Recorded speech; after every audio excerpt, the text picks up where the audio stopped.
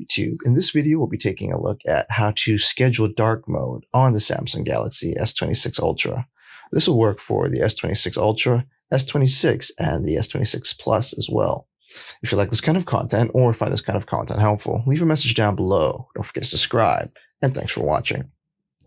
So if you want to schedule dark mode for specific times of the day on your S26 device, thankfully it's pretty easy to do so.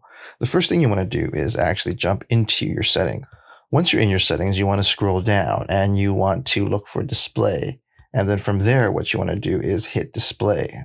From there, what you want to do in the display menu is look for a setting called dark mode settings. And then from there, you want to hit dark mode settings.